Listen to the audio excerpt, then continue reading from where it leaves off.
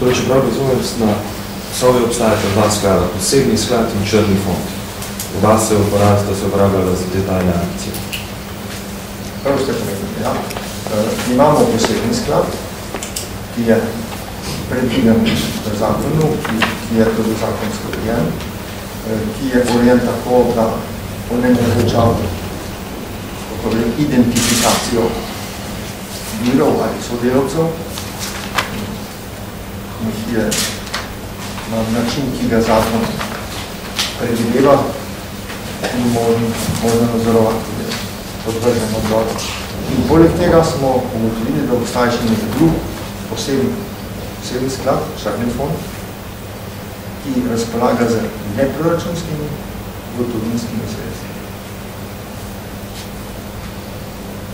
Ta črni fond je ustanovljen šele od leta 1999. Pred tem tega ni bilo. Tega ne moramo vedeti, ali je ustanovljen šele leta 1999. Po nekaterih podatkih je starejši. Takrat, ko je Sovo vodil tudi gospod Žejc. Tudi tega ne vemo, radi nekaj prišlo.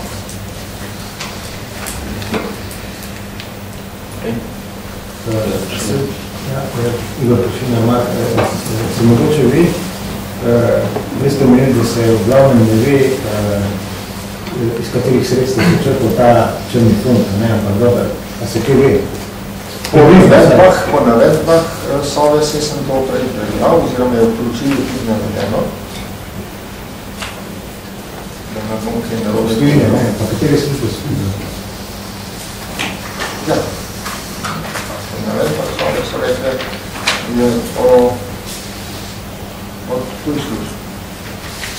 A konkretno ni imen teh tujih služb? Ne, noben. Pa vi predvidevate, Denis Sarkić Vest, a vi slučajno predvidevate potem, da je bil ta denar lahko tudi umazan? Glejte, jaz sam ne operiram za nobenih nedokaznih podatkov. In ne govorim o nobenih domnevah, ne govorim o ničemer drugem, razen tem, ker smo ugotovili, za čemer stojim, ker je dokazano in ker drži kot primito. Vse drugo so name pač.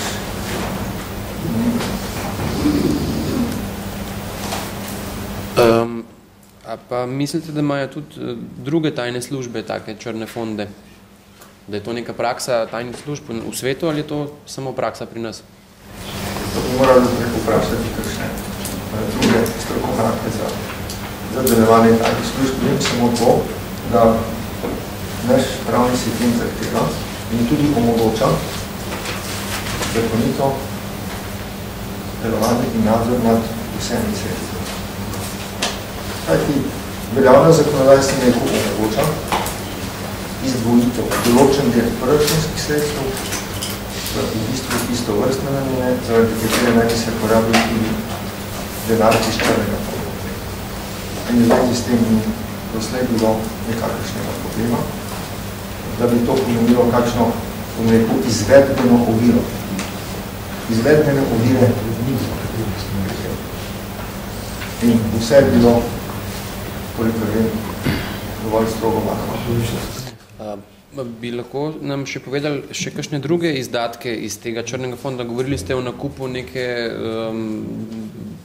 dosti drage ročne ure za nekega uslužbenca, ki je šel v pokoj. Imate tukaj morda še kakšne podatke? Tukaj morda tudi kakšna povezava z zdravili za predsednika Drnovška oziroma zdravljenjem? Tega ne morem komentirati. Kar smo povedali, smo povedali. Se pravi, nimate drugih, se nam ne morate povedati še kakšne druge izdatke, konkretne, iz tega fonda? Nekaj primere navedeni v poročili, to se boste lahko gledali. Jaz sem podal nekoliko skračeno verzijo. Kako torej rešiti zdaj ta črni fond? Se svetni sklep vlade. V 15 dneh, ko smo znali, kakšen način nam zanima? Ta sredstva, to je popolnoma, mislim, je ekspertno, ki se napravljeno popolnoma jasno. Ta sredstva opredeliti kot proračunska. Torej črni fond ukini.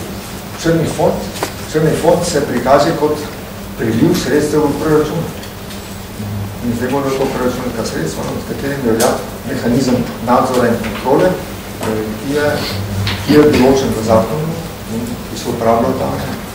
Doslej na temi sredstvi, ko ste videli sami, ni bilo nikakršnega nadzora.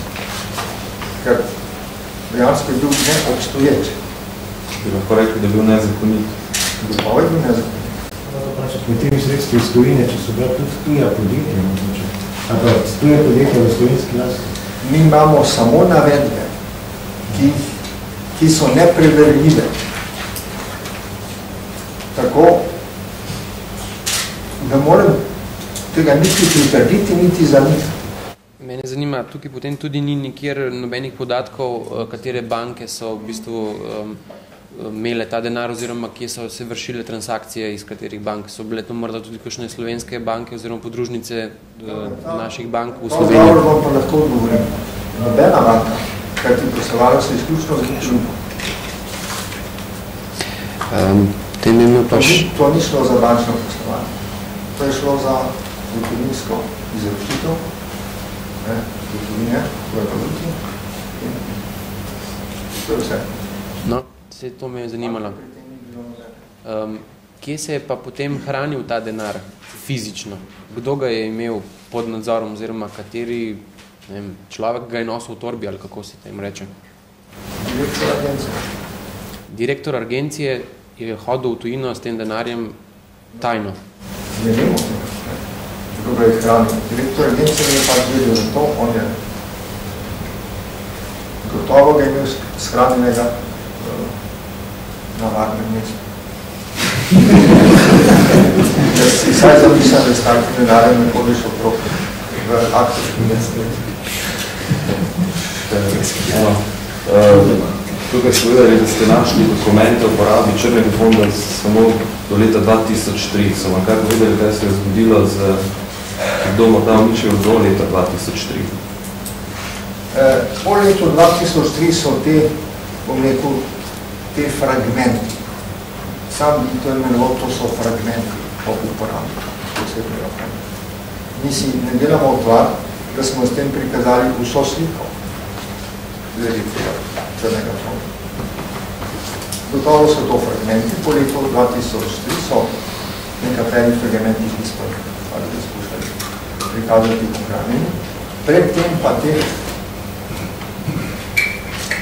lističe oziroma teh fragmentov po navedbah naj bi obstojal ta črni fond tudi že prej. Kdaj tega ne bo? Gospod minister, govorite o finančnih sredstvih pridobljenih iz tujine.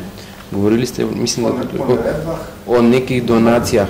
Se pravi, te donacije so bile tudi v fizičnem denarju. Se pravi, tuje službe so naši službi oziroma našemu direktorju izročile sredstva v kovčko. Pazite, jaz sem rekel po navedbah agencije. Če rečem po navedbah, je to po navedbah. Ne morem jamčiti, da je to, ker so nam navedli, da je 100% prenesljivo. Mi v tem primeru pa samo posledujemo njihove navedbe. Po navedbah agencije so ta sredstva bodi se v tuji služb, bodi se gre za donacije iz tujine, ali pa da je samo za prispevki iz tujine, ali pa da tudi iz domačih vlogov, tega ne vemo. Ampak kaj pomeni donacija iz tujine? So vam morda povedali, kaj pomeni donacija? Ne, niso. Do teh podatkov v Reniti ne ni bilo slabo. Delalo je zelo veliko časa in zelo veliko potrpežljivega dela, da smo se dokopali. Kakšen razlog je navedel, da se ni udeležil pogovora, je navedel gospod Podbregar? Vi pravite, da je bil nepripričljiv? Dejansko je odpovedala njegova tajnica, tako da brez razloga.